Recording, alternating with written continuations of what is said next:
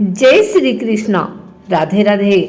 आइए सुनते हैं आज एकादशी पर गीता के 11वें अध्याय का महात्म। अर्जुन ने कहा, हे भगवान, मुझ पर कृपा करके अत्यंत गुप्त आध्यात्मिक विषयक वचन जो आपने कहे उनसे मेरा मोह दूर हो गया।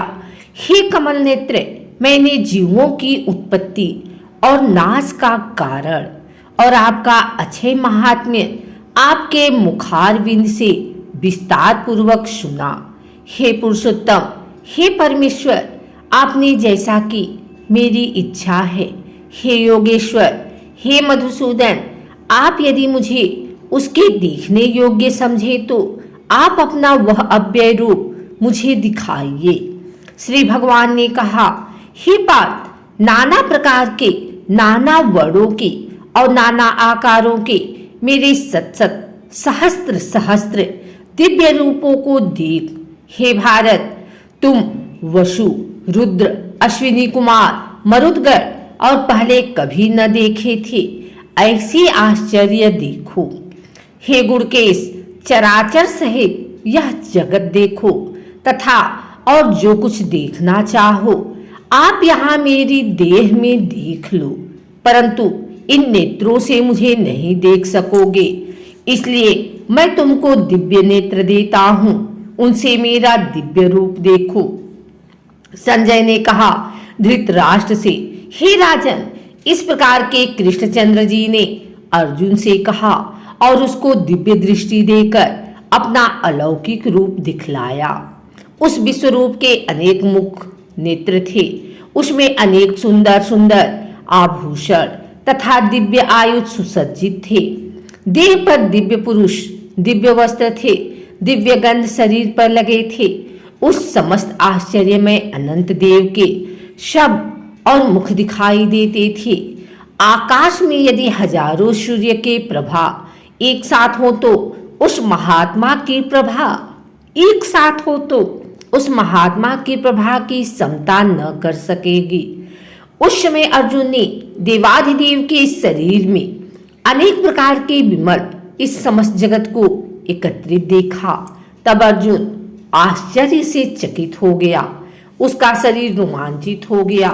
उसने शीश नवा हाथ जोड़कर कहा, हे देव, तुम्हारे देह में सब देव, भिन्न भिन्न प्राणियों के समुदाय, कमलासन पर बैठे हुए देवताओं में ईसा, ब्रह्मा, संपूर्ण ऋषि और दिव्य सर्पों को मैं देखता हूँ। हे विशेश्वर, तुम्हारे अनेक भुजा, अनेक उदर, अनेक मुख, अनेक नेत्र हैं। तुम्हारा रूप अनंत है, तुम्हारे अंत तथा आदि को नहीं देखता, किंतु समस्त विश्व भर में तुम्हारा रूप देखता हूँ।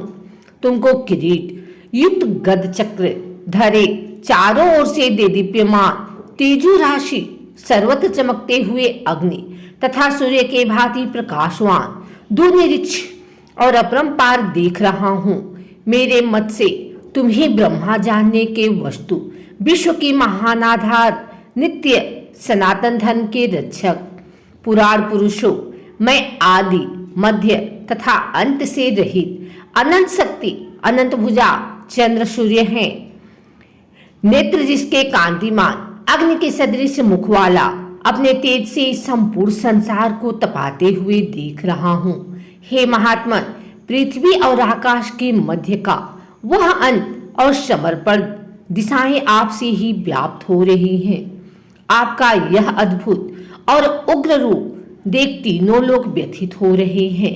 यह देख देवताओं में समूह तुम्हारी शरण आ रहे हैं। उनमें कितने ही भयभीत होकर हाथ जोड़कर तुम्हारी प्रार्थना करते हैं। महर्षियों और सिद्धों का समूह शवासित कहकर नाना प्रकार से तुम्हारी प्रशंसा कर रहा है। रुद्र, आदित्य, वसु, साध्य, विश्वदेव, अश्विनी, मरुत, पिता, गांधव, यक्ष, असुर, सिद्ध इनके संध विस्मित होकर आपकी ओर टकटकी लगाकर देख रहे हैं। हे महाबाहों, अनेक नेत्र, अनेक बाहु, अनेक जांघ, अनेक पर, अनेक पीठ, कराल, दंत युक्त तुम्हारा वह विशाल रूप देखकर सब अत्यंत भयभीत हो रहे हैं। और मैं भी घबरा रहा हूँ। आकाश तक पहुँचते हुए प्रकाशमान अनेक वर्षा से फैलाए हुए मुख के जलने वाले विशाल नेत्र युक्त तुमको देखकर हे विष्णु मेरा जी घबरा रहा है। मुझसे धैर्य धरा नहीं जाता और चित्त स्थिर नहीं होता। हे देवेश, हे जगन निवास, भयंकर दाढ़ों वाले और कालाग्नि के सदृश आपके मुखों को देखकर मुझे दिशाएं नहीं सूझती, मैं शांति नहीं पाता, अतएव मुझ पर दया करो। धृतराष्ट्र के दुर्योधनादि पुत्र अपने साथ राजाओं सहित और भीष्म, द्रोण और कर्ण तथा हमारी ओर के मुख्य योद्धा बड़ी बड़ी डालों से युक्त विकास आपके मुख में शीघ्रता से प्रवेश कर रहे हैं और उनमें कितने लोग आपके दांतों से दबकर ऐसे दिखाई देते मानो उनका शरीर चूर हो गया है। जैसे नदियों में अनेक जलधाराएं समुद्र की ओर बहती हैं, वैसे ही ये मनुष्य लोक के वीर आपके प्रज्वलित मुखों में प्रवेश कर रहे हैं। अग्नि में पत्ते जैसे गिरते हैं, ये सब लोग भी अपने नाश के लिए आपके मुख में बड़ी तेजी से प्रवेश कर रहे हैं। हे विष्णु, जलते हुए मुखों से चारों ओर से सब वीरों को निगलकर आप जीभ चाट रहे हैं। आपकी तीक्ष्ण प्रभाएं समस्त संसार को तेज व्याप्त कर तृप्त कर रही है। यह भयानक रूपधारी कौन है, यह मुझसे कहो। हे देवेंद्र, आपको नमस्कार है, मुझ पर प्रसन्न हो। हे जगतकर्ता आदि पुरुष, आपको जानने की मैं इच्छा रखता हूँ, क्योंकि आपकी यह प्रवृत्ति मेरे समझ में ही नहीं आती। श्री भगवान बोले, संसार का नाश करने वाला मैं उग्रकाल हूँ, समस्त जनों का संहार करने के लिए आया हूँ। तुम्हारे युद्ध न कर वीर जीवित न रह सकेंगे, अतएव तुम उठो, शत्रुओं का संहार करो, यश को लेकर इस समृद्धशाली राज्य का भोग करो।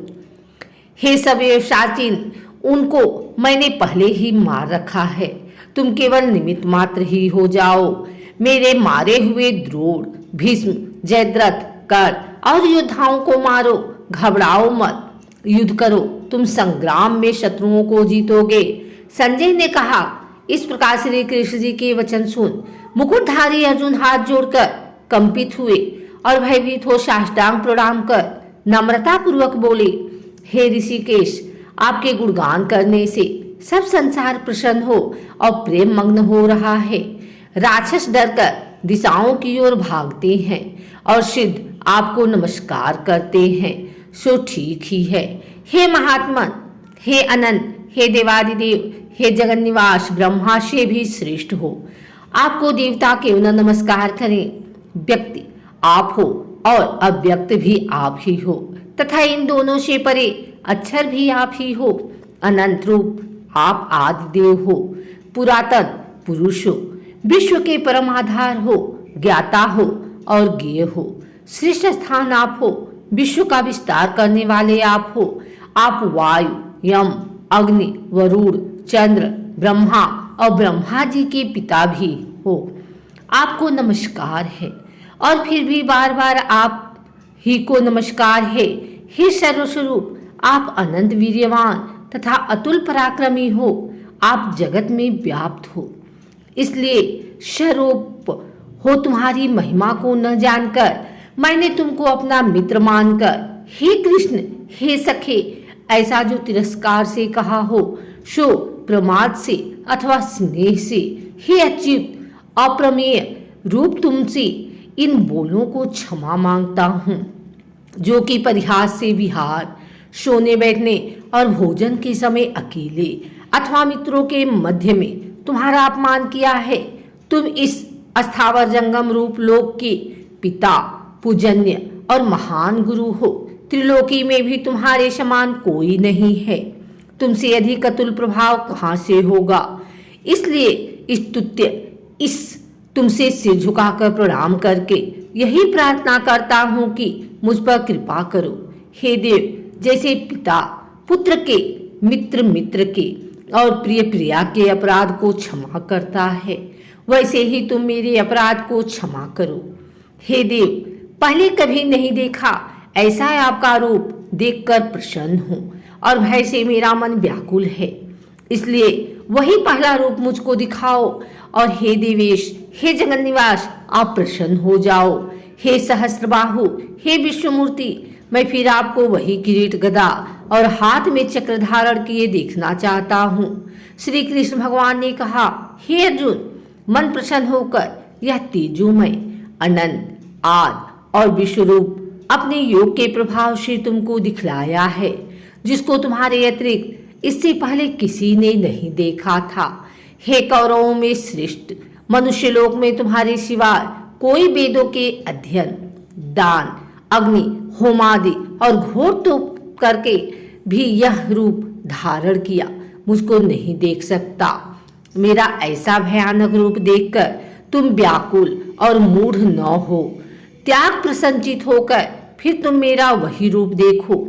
संजय ने कहा, इतना कहकर श्री कृष्ण ने फिर चतुर्भुज रूप दिखलाया और सौम्य रूप धारण कर उस महात्मा ने अर्जुन को, जो भयभीत था, धीरज बधाया। अर्जुन ने कहा, हे जनार्दन, आपके सौम्य दिव्य मंगल रूप को देखकर अब मैं प्रसन्नचित हो स्वच्छता को प्राप्त हुआ। श्री कृष्ण जी बोले, हे अर्जुन, मेरा जो यह विश्व रूप के दर्शन की कांक्षा करते हैं, हे अर्जुन, जैसा रूप तुमने देखा ऐसा रूप को वेद, अध्ययन, तपदान व यज्ञ आदि कर्म द्वारा देखना भी असंभव है। हे अर्जुन, हे परतम, मेरा जो ऐसा विश्व रूप है, इसको मनुष्य अनन्य भक्ति द्वारा जान सकते हैं और तत्व ज्ञान द्वारा इसमें लीन हो सकते हैं। हे अर्जुन, जो कोई मनुष्य मेरी ही भक्ति के लिए कर्म करते हैं, मुझी को सर्वोत्तम मानते हैं, मेरी ही भक्ति रखते, सब सांसारिक संगों से मुख मोड़ चुके हैं, संपूर्ण प्राणी मात्र से बैर त्याग चुके हैं, वे ही मुझको प्राप्त हो सकते हैं। श्री नारायण जी बोले, हे लक्ष्मी, अब 11वें अध्याय का महात्म्य सुनो। तुंगभद्र नगर था, जिसके राजा का नाम सुखानंद था। वह श्री लक्ष्मी नारायण की सेवा करता था। वहां एक ब्राह्मण, बड़ा धन पात्र विद्यमान पंडित रहता था। उस ब्राह्मण का नियम था, नित्य गीता जी के 11वें अध्याय का पाठ करता था और पाठ भी नित्य श्रवण करता था। ऐसे ही सेवा करते करते बहुत सा काल व्यतीत हुआ। एक दिन राजा घर को गया। उस दिन बहुत अतीत देशांतर फिरते फिरते उस नगर में आए अतीतों ने राजा से कोई जगह मांगी। राजा ने बड़ी हवेली खुलवाई। वहां अतिथि उतरे। अतिथि बड़े प्रसन्न हुए। अमृत बोले, राजा मित्र उनके दर्शन को गया।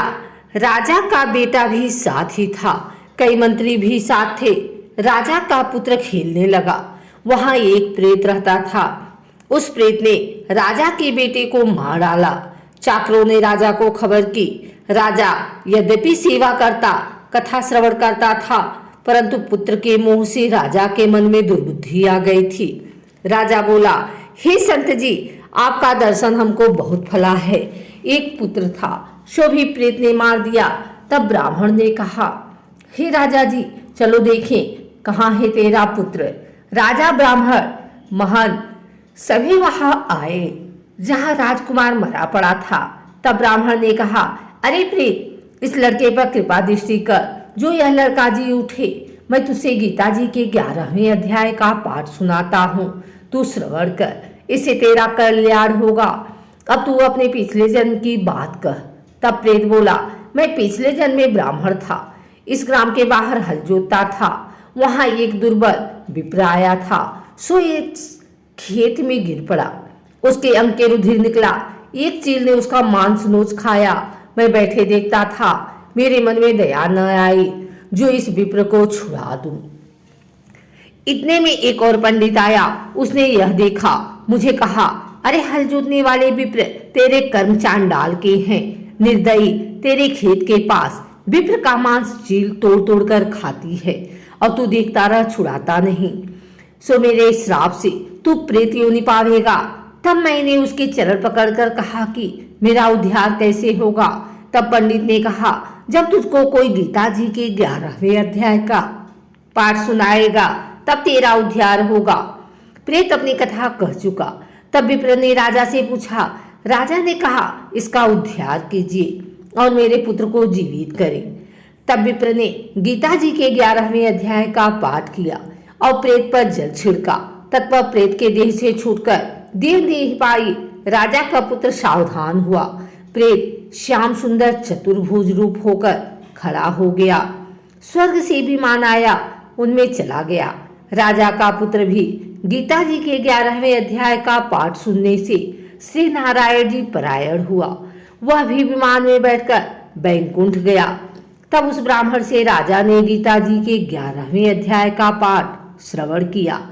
मन में कहा, पुत्र पुत्री कोई नहीं, विरक्त होकर गीता जी का पाठ कर तुलसी में जल डाला करे। इस प्रकार राजा भी परम गति का अधिकारी हुआ।